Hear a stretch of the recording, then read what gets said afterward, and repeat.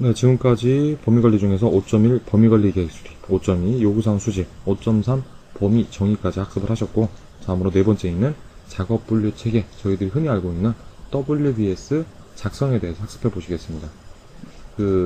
수험생들이 많이 좀 오류를 범하시고 계시는 게 있는데, WBS가 실무에서 많이 사용되다 보니까 시험에서도 많이 나오겠구나 이렇게 생각하시면서 WBS 작성에 대해서 학습량이 상당히 많으신 분들이 있으신데, 결국은 5.4에 있는 WBS 작성도 여러분들이 접하게 되는 200문제 중에서 많으면은 3, 4문제, 적으면 2, 3문제 정도만 출제되는 영역입니다.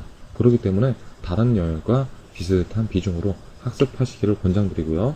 자, 정의부터 보시면은 WBS 작성이라는 것은 프로젝트 인도물과 프로젝트 작업을 더 작고 관리 가능한 요소들로 세분화하는 프로세스라고 얘기를 하고 있습니다. WBS 작성에 대해서는 액티비티, 여러분들이 다음에 배우시게 될 6장에 있는 일정 관리에서 나오는 액티비티하고 혼합해서 문제를 많이 내고 있는데요. 결국은 프로젝트 인도물과 프로젝트 작업이지 프로젝트 활동과 프로젝트 작업이 아니라는 겁니다. 그래서 활동은 뭐죠? 결국 여러분들이 프로젝트 인도물과 프로젝트 작업을 수행하기 위한 하부 요소인 거고요.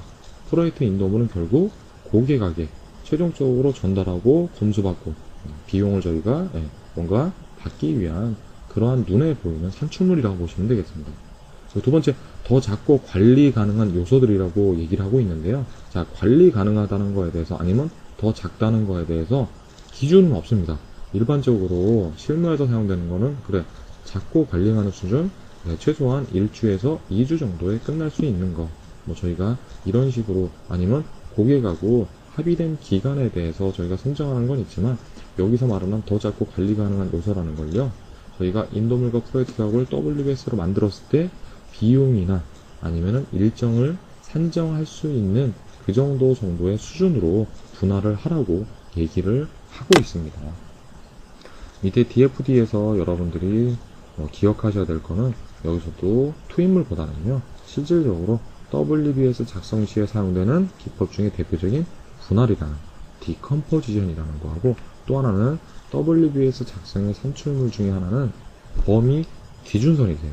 그리고 범위 기준선에 3가지가 포함된다는 게 중요한 거고요. 프로젝트 범위 기준서, 두 번째 WBS, 그리고 WBS 각각에 대한 디스크립션인 WBS 사전이 포함된다는 걸 여러분들이 기억하시면 되겠습니다. 자, 여러분들이 메인으로 아셔야 될 거는 결국은 WBS의 계층도입니다. WBS는 뭐죠? 그렇죠. 워크 브레이크다운 스트럭처입니다. 뭔가 워크, 인도물이나 작업을 브레이크다운, 계속 분할한 거죠. 그걸 어떻게 했어요? 스트럭처, 구조화했다는 겁니다. 그래서 여러분들이 WBS라고 얘기하는 거는 무엇인가 여러분들이 작업할 거에 대해서 하이어러키하게 계층 구조로 표현한 거고요. 그것을 왼쪽에 있는 그림과 오른쪽에 있는 설명, 요거를 말씀을 드리자면요. 자, WBS의 최하위 단위는 뭐냐면요, 워크 패키지라고 저희가 부르는 게 있습니다. 작업 패키지라고 하고요. 결국은 WBS의 최하위 구성 요소고요. 자, 그 밑에 그러면 액티비티는 뭐냐? 제가 여기서 액티비티를 넣는 이유는 6장에서 결국은 여러분들이 일정 관리에서의 핵심은 결국 활동을 관리하시게 되는 건데요. 그 활동이라는 게 결국은 워크 패키지를 생성하기 위한 세부 요소라고 보시면 되겠습니다. 그리고 워크 패키지 왼쪽에 있는 플래닝 패키지라고 있는데요. 분할 예정 패키지 또는 기획 패키지라도 저희가 부르고 있는데, 자, 최하위 단위인 원래 워크 패키지까지 분할이 돼야 되는데 WBS 작성 시점에 아직은 미도래라는 거죠. 미래에 있거나 아직은 고객하고 합의가 안 된 거기 때문에 더 이상 단위로 최하위로 저희가 세분화할 수는 없지만 향후에 무엇인가 워크 패키지로 분할될 거다, 이런 거에 대해서는 저희가 플래닝 패키지라는 걸로 저희가 또 하나 만들어 놓게 되고요. 자, 그리고 또 하나 뭐가 있냐면 이제 WBS 딕셔너리가 있습니다. 워크 딕셔너리에서 좀 오타가 있는데요.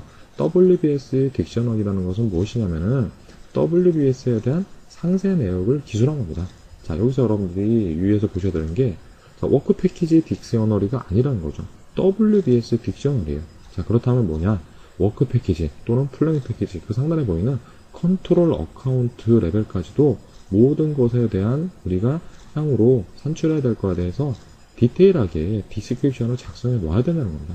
자, 워크 패키지 하나하나 워크 패키지 레벨이 아니고 WBS 전체 구성 요소 모두에 대해서 작성해야 되는 게 WBS 딕셔너리라고 기억을 해주시면 되겠습니다.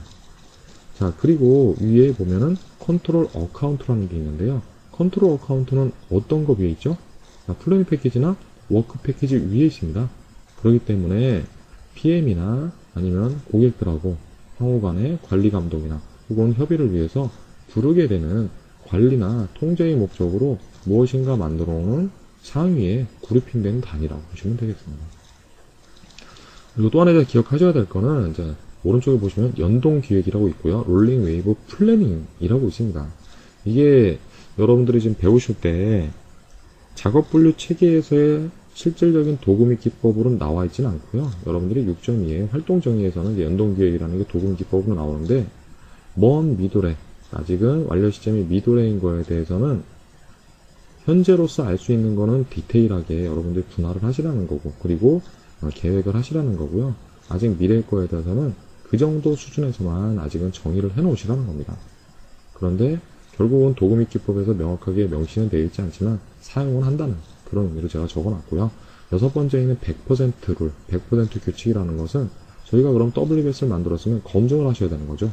그래서 WBS 검증 시에 워크 패키지 레벨부터 최상위인 WBS 레벨까지 올라가면서 초기에 우리가 구현하기로 한 범위가 모두 포함되어 있는지 그거에 대해서 밸리데이션 하는 거라고 기억을 하시면 되겠습니다. 자, 그 밑에 주요 ITTO 다시 한번 보시면요. 분할은 뭐죠? 그죠? 적절한 수준, 관리와 그리고 통제를 적정한 수준으로 저희가 WBS를 작성하는 그런 기법을 말씀드리는 거고, 주요 산출물, 자, 범위 기준선이 있다고 말씀드렸죠? 저희가 지금은 배우시는 게 5.4죠. 5.3 범위 정의의 산출물인 프로젝트 범위 기술서가 여기도 포함이 되겠고요. 두 번째, 여러분들이 위에서 만드셨던 WBS, 그리고 WBS 구성 요소별에 대한 디스크립션이 작성된 WBS 사전을 포함해서 범위 기준서, 스코어 베이스라인이라고 설명을 하고 있습니다. 대표적인 기출문제 2개 정도 알아보겠습니다. 첫 번째 문제 중에서 작업 분류 체계에 대해서 올바르게 설명하고 있는 것은 라고 기본적이면서도 시험에서 항상 출제되는 거고요. A번에 보시면은 WBS에 명시되지 않은 산출물도 프로젝트 작업에 포함한다. 아니죠. 범위 관리의 목적 자체가 뭐죠? 네, 명시된 산출물만 하라는 겁니다. B번에 WBS는 프로젝트에서 산출되어야 할 인도물을 활동 중심으로 기술한 것이다. 네, 말장난이 하나 들어가죠. 활동 중심이 아니고 뭡니까? 예, 작업 중심입니다. 아니면 인도물 중심이라는 거죠. C번에 프로젝트의 산출물과 관련 문서들을 인도물 중심의 계층 형태로 기술한 것이다. 예, 맞네요. 그죠? 자, D번에 볼게요. 일반적으로 분할 예정 패키지 혹은 기획 예정 패키지라는 수준으로 기술하며 작업 패키지로 분할되기 전까지는 WBS 사전 작성은 불필요하다. 아니죠. 일반적으로 작업 패키지 수준으로 기술하시는 거고요. 그리고 플래닝 패키지나 컨트롤 어카운트 레벨에 대해서도 WBS 딕셔너리, 즉 WBS 사전 작성하시라고 말씀드렸습니다. 두 번째 문제 보시면요. 팀원들과 3주간의 작업을 거쳐 WBS를 작성하였다. 그냥 상황이죠. 자, 다음 중에서 이러한 작업에 산출물에 포함되지 않는 것. 결국 뭐죠? 해당 프로세스는 5.4의 WBS 작성 프로세스고요. WBS 작성 프로세스의 대표적인 산출물은 범위 기준선이었습니다. 그래서 결국 묻는 건 뭐죠? 자, 다음 중에서 이러한 작업에 즉 범위 기준선에 포함되지 않는 것은 A번에 범위 기준서 맞죠? WBS 맞고요. WBS 사전 맞습니다. 자, 요구사항 추정 매트리스는 어디에 산출물이셨죠? 그렇죠.